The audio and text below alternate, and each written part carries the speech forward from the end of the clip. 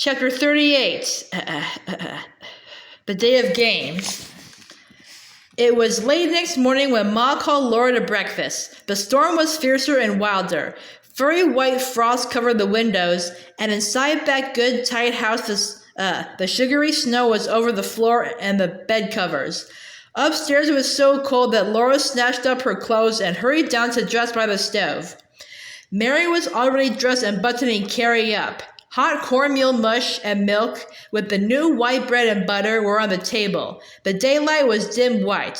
Frost was thick on every window pane.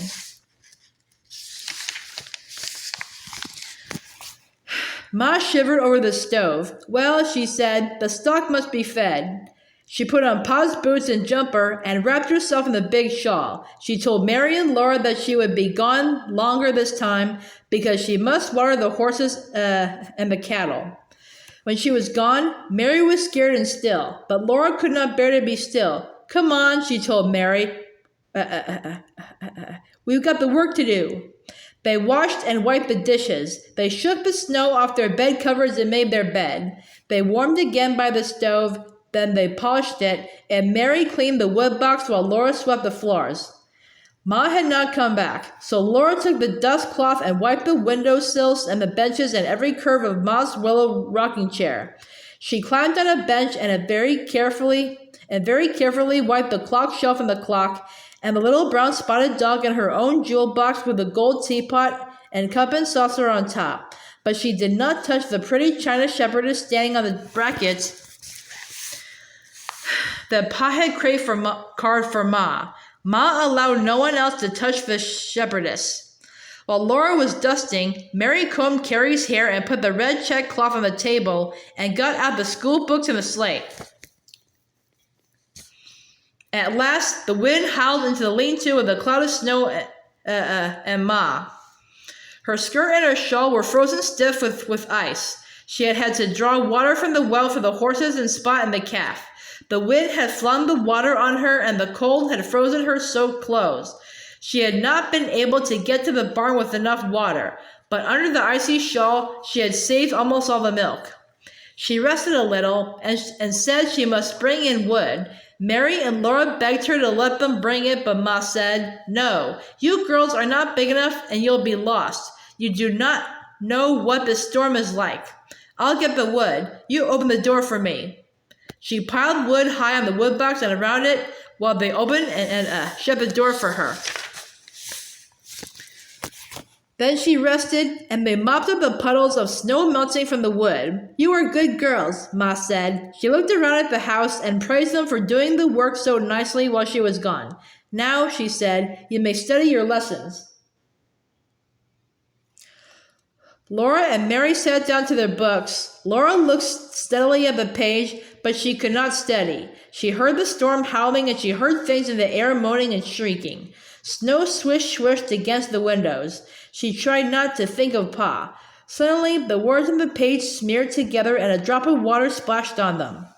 She was ashamed. It would be shameful even for Carrie to cry, and Laura was 8 years old. She looked sidewise to make sure that Mary had not seen that tear fall. Mary's eyes were shut so tight that her whole face was crinkled, and Mary's mouth was wobbling. "I don't believe we want lessons, girls," Ma said. "Suppose we don't do anything today but play. Think what we'll play first. Pussy in the corner, would you like that?" "Oh, yes," they said. Laura stood in one corner, Mary in another, and Carrie in the third. There were only 3 corners because the stove was in one. Ma stood in the middle of the floor and cried, "Poor Pussy wants a corner." Then all at once they ran out of the corners and each tried to get into another corner. Jack was excited. Ma dodged into Mary's corner, and that left Mary out to be poor Pussy. Then Laura fell over Jack, and that left Laura out. Carrie ran laughing into the wrong corners at first, but she soon learned. They all ran till they were gasping from running and shouting and laughing. They had to rest, and Ma said, "Bring me the slate and I'll tell you a story." "Why do you need a slate to tell a story?" Laura asked as she laid the slate in Ma's lap. "You'll see," said Ma, and she told this story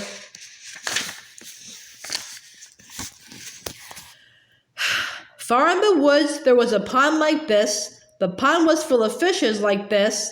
Down below the pond lived 2 homesteaders, each in a little tent because they had not built their houses yet. They went often to the pond to fish, and they made crooked paths.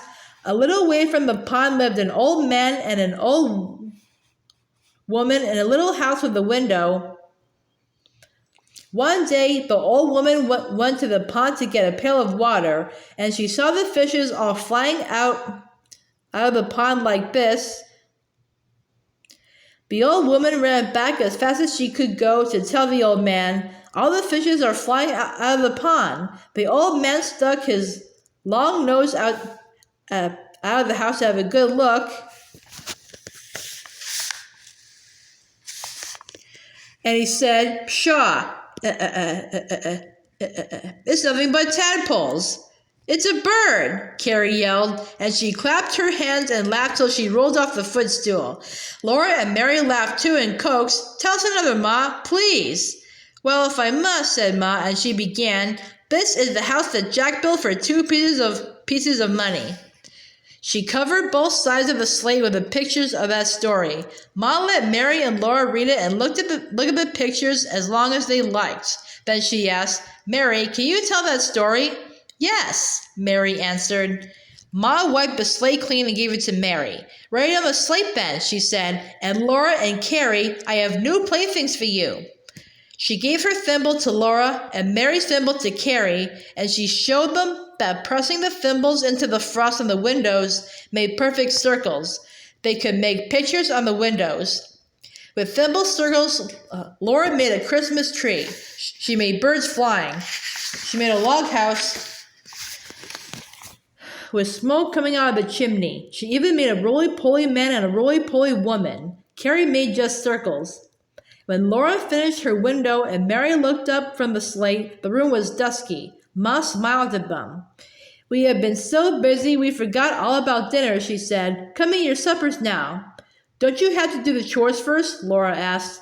"Not tonight," said Ma. "It was so late when I fed the stock this morning that I gave them enough to last till tomorrow. Maybe the storm will not be so bad then." All at once, Laura felt miserable. So did Mary. And Carrie whimpered, "I want Pa." "Hush, Carrie," Ma said, and Carrie hushed. "We must not worry about Pa," Ma said firmly. She lighted the lamp, but she did not set it in the window. Come eat your suppers now," she said again, "and then we'll all go to bed."